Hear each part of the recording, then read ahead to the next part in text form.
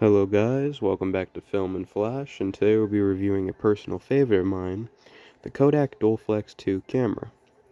Now, this camera was made from the early to mid-50s. It takes 620 film and gets 12 exposures per film roll. Now, this camera is a TLR, which stands for Twin Lens Reflex. And twin being one lens is for taking the photo, and the other is for viewing, which you view by looking through a viewfinder, which I'll show you in a second.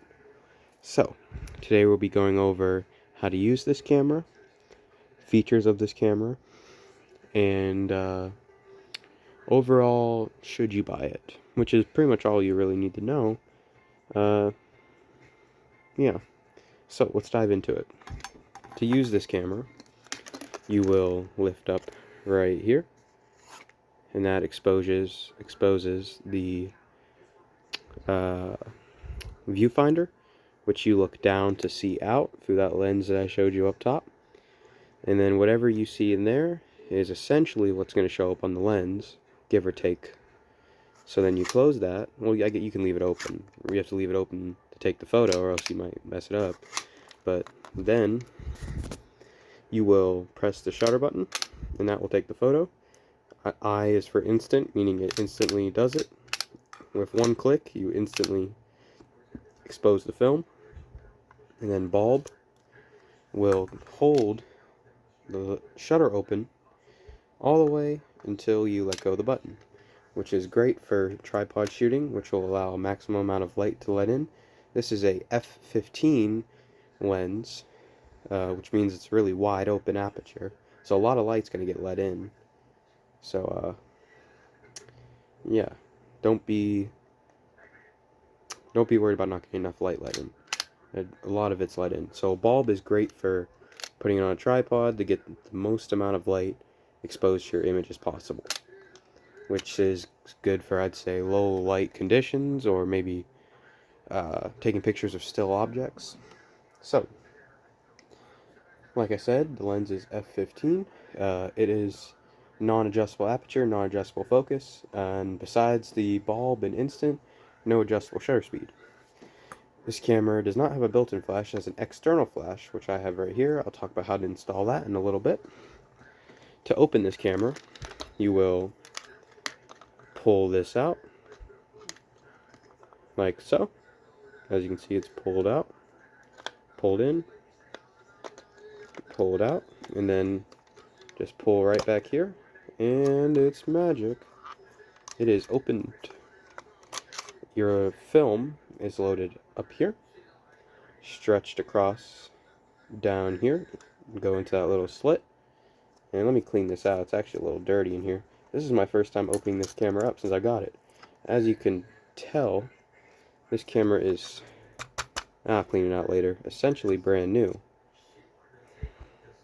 Kodak Dualflex 2 camera. There's some patent information. It doesn't take 120. It uses Kodak 620, made in Rochester, New York, USA by Eastman Kodak Company. Then tells you some information that's important. Place empty spool in upper recess, engage winding key. Swing out lower spool holder pins, place new roll between pins, break and seal new paper, colored side up. You know, I'm not going to read all of that, but if I'm not mistaken, I'm pretty sure those are instructions on how to use the camera. So, if you guys need to pause the video right there and, you know, go ahead. That should be all the information you need. Alright, so now you essentially know how to load the film in.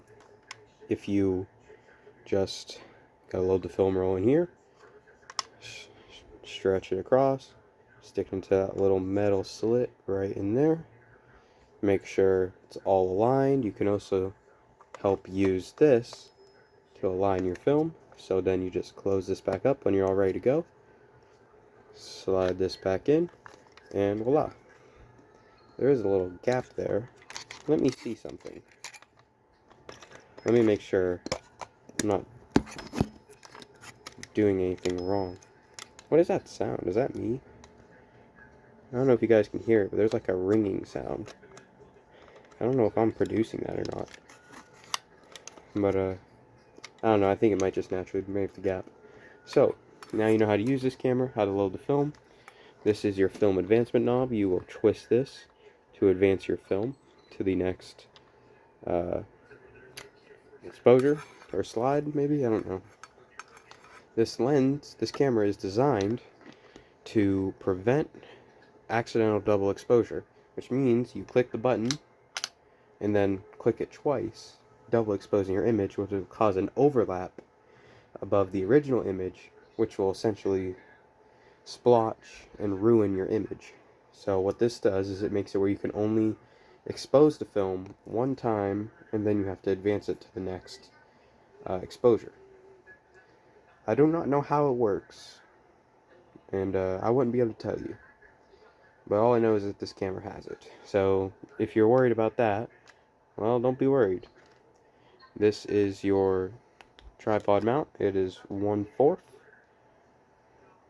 And the case is, I'd say, metal with a leather covering, similar to the camera I did a review of yesterday, the Kodak Brownie box camera. Sorry for taking the camera out of the view. I'm not looking.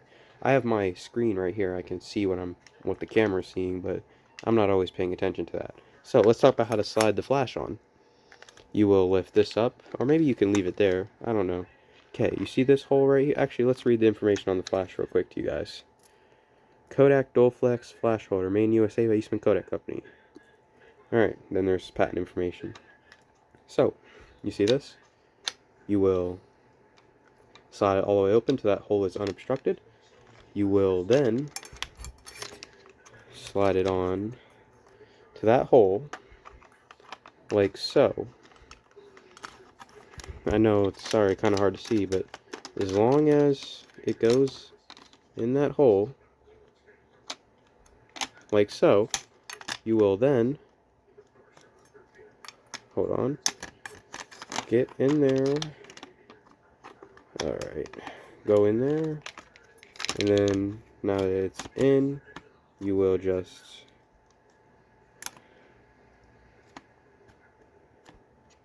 slide it across. Hold on, guys. I apologize. It's, oh wait. Okay, do you see that little pin right there? If I'm not mistaken, yeah, it's got to go through like that. Okay. Alright, there you go. Make sure you slide that pin to that little hole first, and then push that up to lock it in place. And then to take it off, you just push that little slide down, and then the camera will just pop right off. The flash will just pop right off. It takes Sylvania P25 bulbs, which, to put the bulb in, you just slide this little thing down to pull the bulb out, and then to put a new one in, you just slide it in. You see these little notches on the bulb? Make sure they match up with the notches here. So just slide it in until you hear it lock, and voila. Just make sure it's in there good. Did I mess it up? It's probably fine. I don't think I messed it up. I don't know. But yeah, that's how you install the bulbs. As long as it doesn't wiggle, you're ready to go. I'm not going to click the shutter button because I actually think this is a perfectly functioning flash, and I will ruin that bulb. But that's how to use the camera, how to put the flash on, essentially all the important things you need to know. Now we will discuss, should you buy this camera? Okay, just give me 1 second.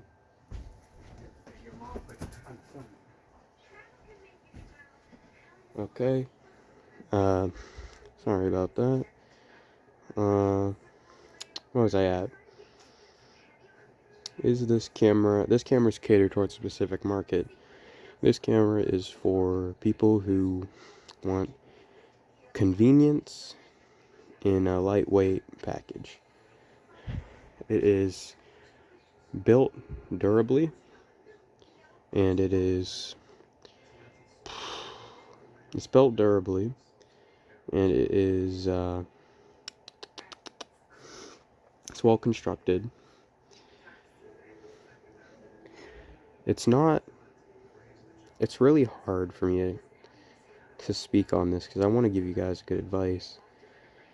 Don't buy this camera if you're looking for something to take very professional manual photos, meaning you want to control everything about the photo. You can't do that with this camera. You can't really control shutter speed, you can't really control focus, nor aperture, nor really anything. This is a point and shoot camera. However, it is a really good point and shoot camera, in my opinion.